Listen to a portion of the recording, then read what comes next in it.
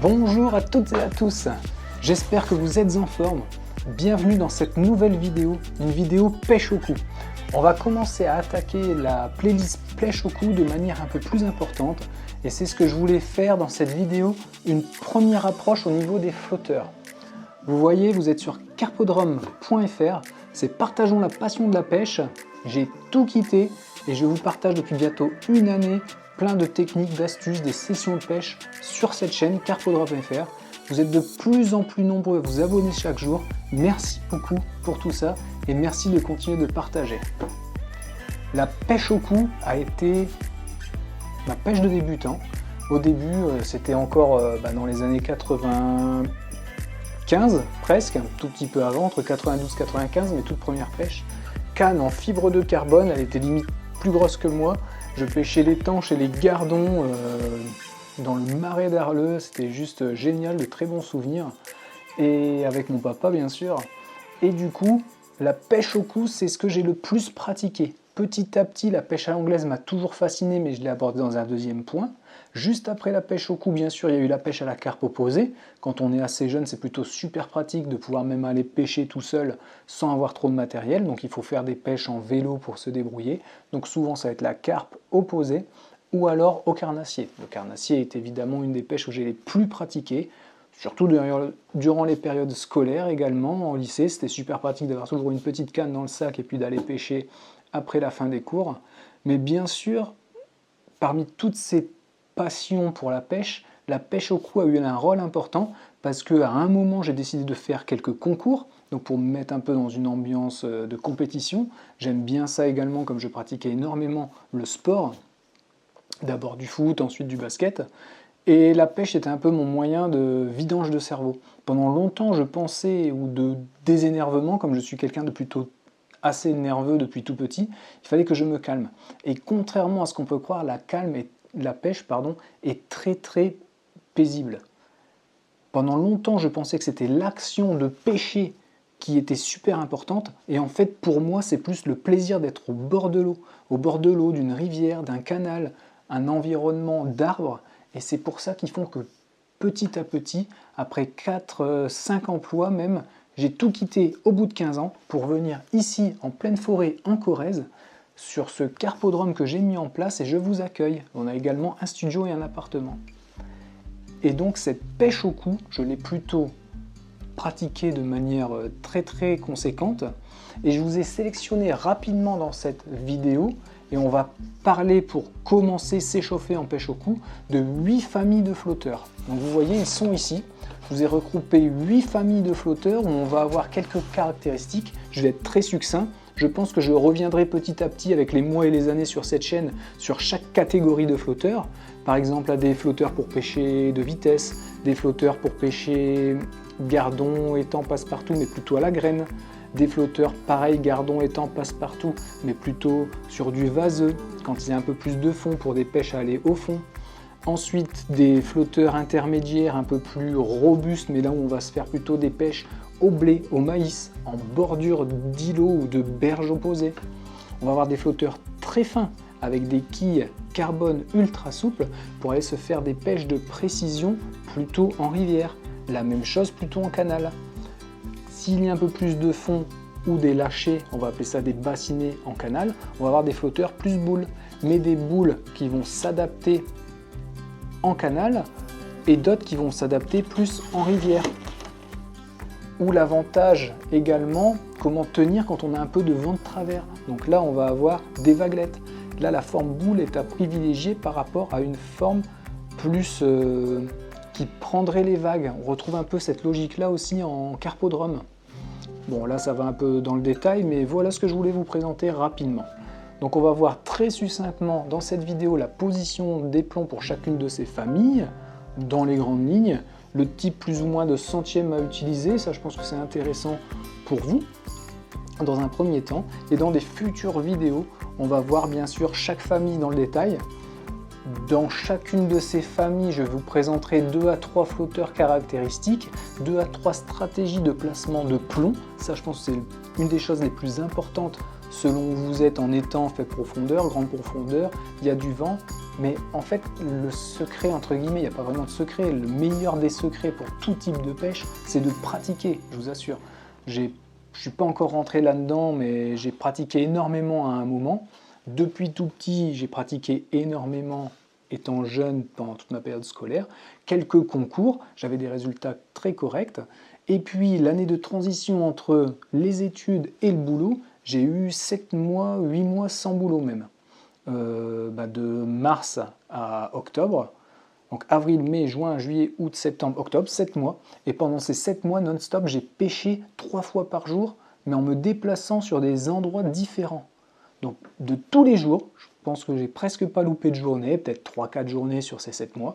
Je suis allé pêcher minimum 2 fois, mais la plupart du temps 3 fois sur 3 secteurs différents. Donc amorce, pattes, graines.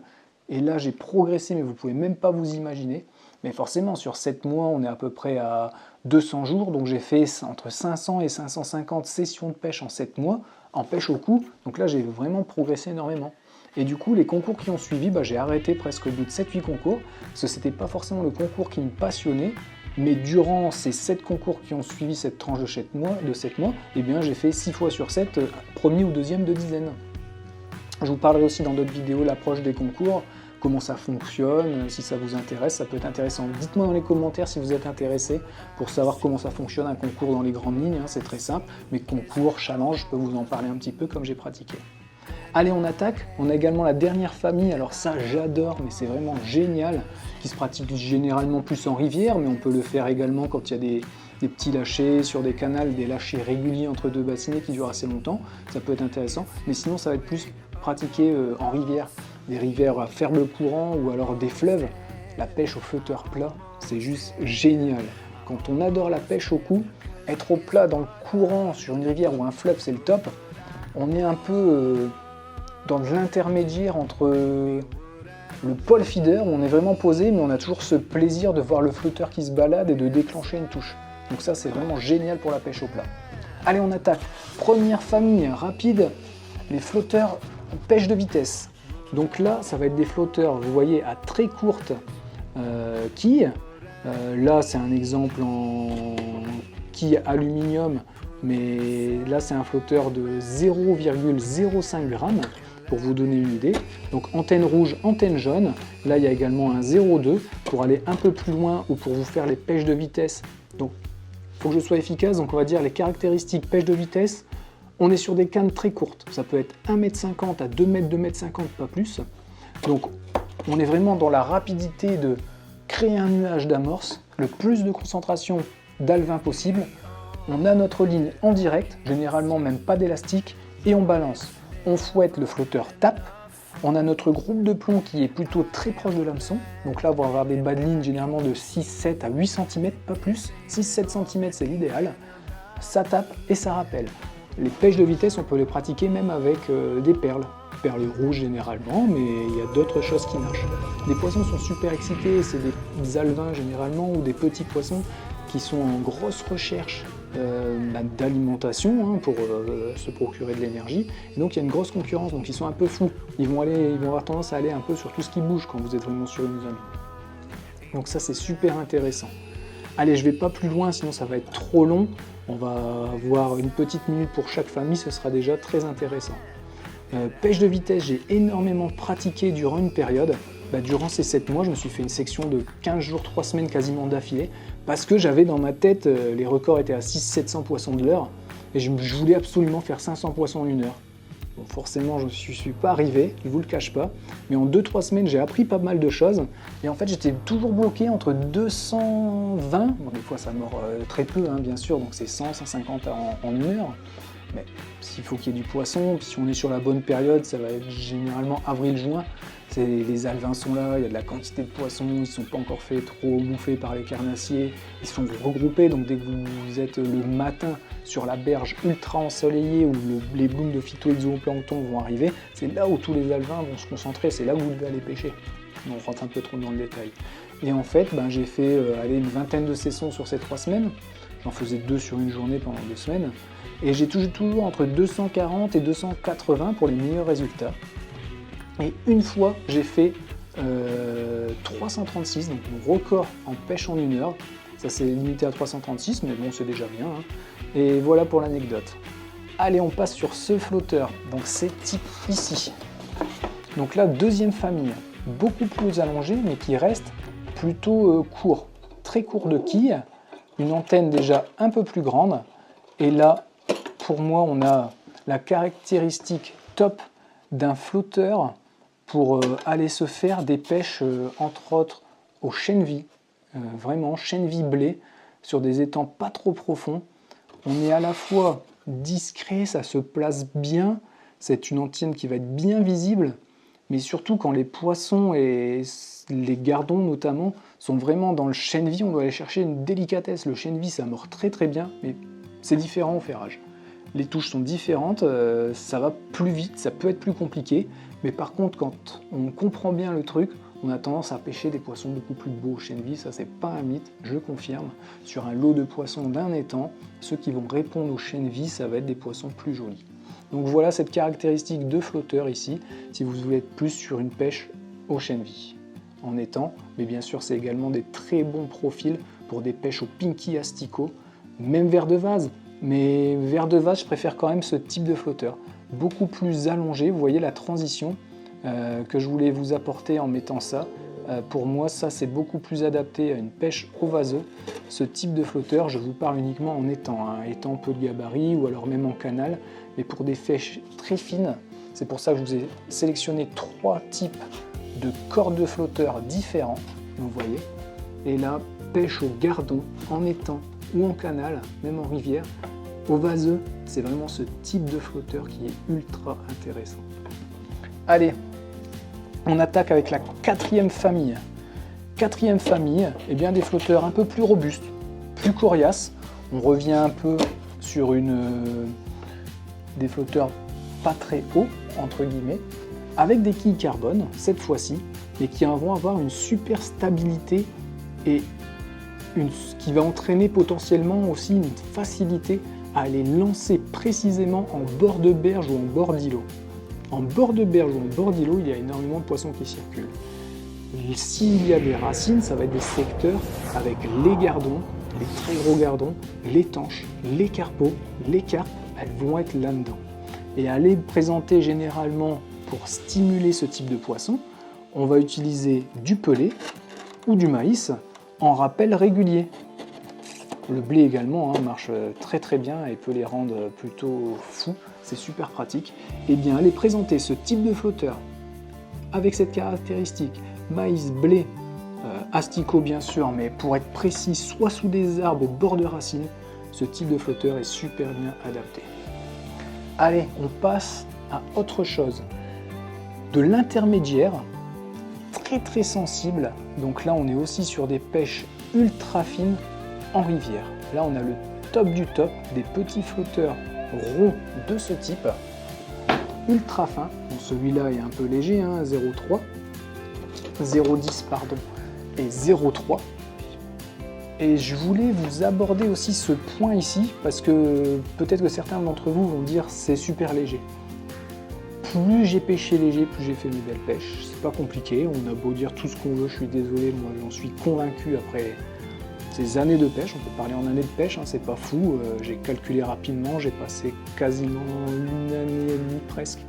Donc en volume de pêche et en temps de pêche non-stop. Donc je me suis un peu pris la tête une fois à calculer ça, c'était un peu fou. Mais ouais, je n'ai pas pêché 2 années non-stop, mais une année et demie quasiment non-stop, donc plus de 500 jours x 24 heures, c'est ce que j'ai pratiqué à peu près en pêche, minimum, sans le bonus des carnassiers et tout ça.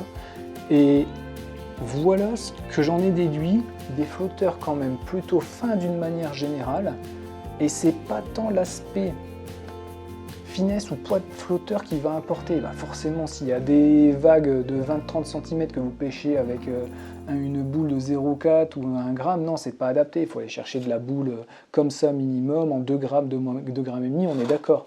Mais dans les grandes lignes, c'est pas ça que je veux vous transmettre, c'est plus le flotteur, c'est une chose, mais la présentation de votre appât a un rôle vraiment important.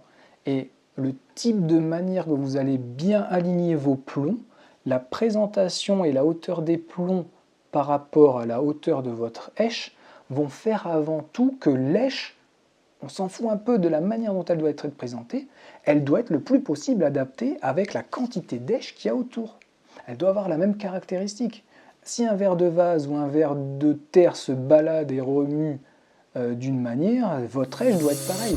Si le grain de maïs, on amorce en une poignée de maïs, on balance 100 maïs, ils ont une vitesse de descente, une stagnation sur le fond, alors votre maïs de lèche doit être présenté pareil. C'est ça qui est intéressant. Parce que n'importe quelle èche que vous mettez va avoir l'èche plus le poids de l'hameçon. Donc des flotteurs très fins ou des hameçons très légers n'ont pas forcément d'impact. Mais dès qu'on monte en flotteur en type d'hameçon, des hameçons un peu plus lourds, donc dès du 18-20, ça a un impact énorme sur votre verre de vase.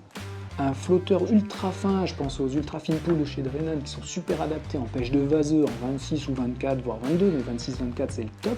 Sur un pinky, un asticot, ça a peu d'influence. Surtout si on traîne un tout petit peu ou si on est légèrement descollé. Mais dès que vous allez avoir des hameçons un peu plus adaptés à la brème, par exemple sur du Sensas 33-10, ou je pense à ça, mais ça pourrait être plein d'autres, un peu plus courbé, où là on est sur du 18, du 20, on va vous présenter des bouquets d'asticots, et bien ça va avoir un impact différent. Donc c'est pas tant le poids de flotteur pour moi qui est ultra important, c'est toujours réfléchir à comment mon appât va le moins bouger possible. Et ça, il faut faire des tests, on en revient toujours à la même chose, beaucoup pratiquer, énormément pratiquer, c'est ça qui vous fera le plus progresser. Et on a ce rapport stabilisation du flotteur dans la couche d'eau, ça c'est vraiment essentiel.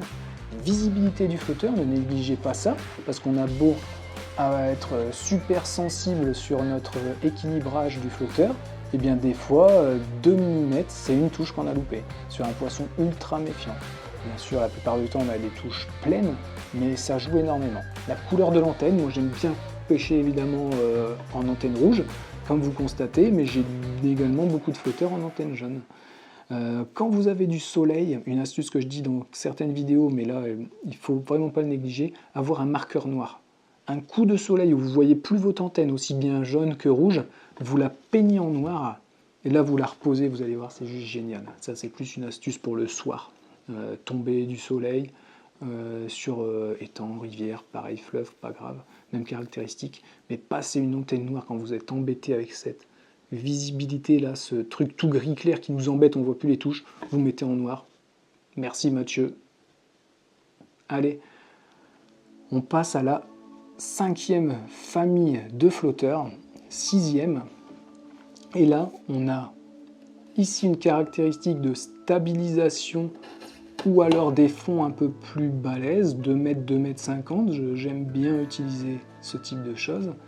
Et là, on a la caractéristique et la tenue idéale, à mon sens, après toutes ces pêches, pour des pêches en rivière ou en canal, avec 2 mètres à 3 mètres de fond. Bien sûr, en dessous, cela fonctionne également, mais pour moi, c'est le top. Pêche légère de gardon, on revient un peu à la même caractéristique qu'ici sur l'étang, mais ce type de profil pour les rivières et les canaux. C'est juste vraiment des super flotteurs. Alors même en rivière, en canal, le gardon, j'avais tendance à pêcher entre 0,6 et 1 g. Même en canal de 3 mètres, 3 mètres et demi, du 0,8 à 1 g, 1 g 2, pas plus. C'est toujours la présentation et le rapport. Il y a quand même un avantage quand on a certains canaux ou qu'on est en concours, c'est qu'il faut quand même que ça descende super rapidement. Donc forcément le groupe de plomb est toujours généralement en bas, mais des fois, ça arrive pas souvent, mais j'ai quand même eu le cas en concours, pas individuellement, mais en concours, aussi absurde que ça puisse paraître, un flotteur de 0,6, 0,8 qui pêche plutôt bien, va faire le job, va faire le poisson, mais quand vous êtes vraiment calé surtout sur la distance, en fait, pas forcément droite-gauche, parce qu'il y a toujours un peu de courant ou un endroit où vous avez déterminé les touches, et quand vous êtes calé, vous allez les touches au même endroit, c'est presque même à 10-15 cm près, boum, boum, c'est là que ça part. Là, quand vous avez réussi à avoir ça, ça vaut toujours le coup d'avoir le même profil de flotteur, mais en 1,5, pas 2, mais 1,2 ou 1,5. Si votre pêche est top en 0,6, 0,8, vous pouvez tenter un 1,2 ou 1,5 g dans la foulée, même longueur. Si vous avez préparé vos lignes, vous savez que c'est exactement pareil avec les longueurs de canne. Et là, ça peut descendre beaucoup plus vite en coulée. Et vous pouvez commencer à envisager 6, 8 poissons plutôt que 5. mais à la fin d'un concours de 3 heures, ça change tout. Hein. Donc voilà, dans le même temps, je veux dire. Allez, on a la même caractéristique ici, donc sur des pêches un peu plus longues, un peu plus profondes, canal, rivière, mais avec une forme boule. Donc vous voyez, il y a 5 formes, enfin 4 formes, pardon. Donc celle-là, c'est juste génial en stabilité. Ça, c'est très intéressant à essayer de temps en temps, et allez-y, n'hésitez pas aussi à tester. Et après, des formes boules. Alors il y a des boules, et celle-là, elle est encore différente, une boule, mais fil intérieur. Donc la plupart des flotteurs, vous allez avoir un anneau sur le côté, juste à la base de l'antenne, et des fois ça peut être intéressant de tester un fil intérieur, parce que c'est vrai que la stabilisation et le blocage de la ligne, on en revient toujours à la présentation de nos appâts, et bien sur certains fils intérieurs, c'est intéressant de faire des tests. Des fois ça mord quand même mieux dans certaines caractéristiques et lieux, et voilà, c'est très intéressant à savoir.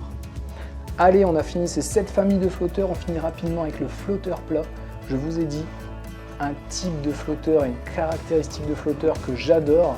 Bon là, il y a un Sensas, un Milo, et puis forcément les flotteurs plats ultra connus avec les Kraluso, aussi bien donc de chez Tubertini. Super flotteur, 2 types de profils, là c'est des poires, mais vous en avez des vrais, enfin, c'est des entre boules et plats, et vous en avez des plats beaucoup plus profilés, beaucoup plus fins. Moi c'est ceux-là que j'utilisais énormément en fleuve, et j'adorais. Voilà, c'est juste une pêche super agréable. Généralement ça se pratique un peu plus lourd. Vous avez des flotteurs plats bien sûr de 0,2-0,3 grammes. Après avoir utilisé 2-3 fois, j'ai pas trouvé vraiment d'intérêt. Pour moi, c'est vraiment à partir de 0,75 que le plat porte son intérêt. Parce qu'un 0,75 plat, un 0,2 ou un 0,3 plat, on va l'utiliser avec peu de profondeur. Donc un 0,7 ou 1 gramme boule va faire mieux le job pour moi qu'un 0,6, 0,8 plat. Le plat, la caractéristique, c'est que dans une rivière, on va pouvoir faire un blocage parfait. Donc on se place, on pose, on a notre coulée, mais une fois que vous êtes bien bloqué, sillon dans l'eau, eh bien l'intérêt du plat est là, c'est que votre ligne ne se balade plus. Beaucoup plus simple à caler. On en revient toujours sur notre présentation de lèche. Plus lèche est calée sur le fond comme vos autres hèches de votre amorce, sachant en fait que même en canal ou en rivière, sur le fond, le courant n'existe pas. Vraiment sur le fond, le courant est nul. Il n'y a pas de courant tout au fond. Donc les hèches qui sont vraiment tout au fond, elles ne subissent pas l'impact du courant. Et il faut que nos hèches de présentation aient cette même logique. Maintenant, c'est pas pour ça qu'il faut absolument, dans tous les cas, caler vos hèches sur le fond sans que ça bouge. Vous pouvez pêcher une demi-heure en calé et faire 3 poissons, et puis faire des coulées non-stop et faire 10, 15, 20 poissons en une demi-heure parce que ça coule avec un autre type de flotteur. C'est super compliqué quand même d'une manière générale. C'est plus, vraiment, ne négligez pas et pensez uniquement presque à ça, comment votre hèche se place dans le contexte de la journée, le contexte de l'eau. Si je rappelle une petite boulette, est-ce que les poissons montent? Si je rappelle de l'asticot, est-ce que les poissons montent? Ça veut dire ils ont besoin plus important d'oxygène, c'est un peu chaud ou ils ne sont pas bien sur le fond, parce que les échanges entre les différentes couches d'eau ont un très gros impact donc sur la position des poissons et sur la nourriture naturelle aussi qui va se balader, phytoplancton, zooplancton, benthos sur le fond et insectes bien sûr. Bien, les poissons vont aller chercher ça en permanence. Voilà les caractéristiques rapides pour cette première vidéo où on aborde les flotteurs. Caractéristiques dans les grandes lignes. Je vais bien sûr dans des futures vidéos vous partager beaucoup plus dans le détail toutes ces familles. On parlera uniquement des flotteurs pour la pêche de vitesse avec une création d'une ligne. On va parler aussi des raccords boucle dans boucle pour les bas de ligne. On va parler de création de bas de ligne. Ensuite va s'enchaîner dans la playlist pêche au cou et la playlist amorce, bien sûr c'est lié, des amorces pour l'étang, pour le canal, pour la rivière. Je vais vous donner toutes mes amorces que j'ai fait depuis que j'ai tout petit, tous les croisements de ces données, avec, pour faire votre amorce vous-même bien sûr, type de part, type de proportion, comment on mouille, comment moi j'aimais bien mouiller 1 à 2 heures avant pour faire un premier mouillage, puis remouiller 15-20 minutes avant le début de la pêche. Voilà, un peu tout ça. Est-ce qu'il y a des choses intéressantes à allier avec vos amorces et vos farines? Donc de la terre de sorne, de la terre de bruyère, de l'argile, de la bentonite, comment ça a un impact? Est-ce que ça joue à la fois sur la descente le placement, la décomposition, est-ce que ça trace, parce que des poissons sont sensibles à des traces visuelles pour aller chercher la bouffe ensuite. Voilà, on va parler de tout ça dans les futures vidéos. Merci de continuer de partager, de vous abonner, vous êtes super, de plus en plus nombreux sur la chaîne.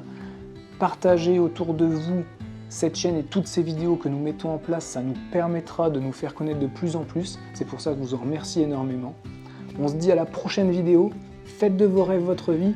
Salut!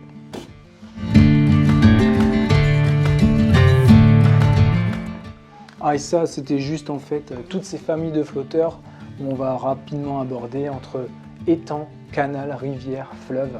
J'ai un peu dit en même temps pour pas que ce soit trop long. Allez, à bientôt!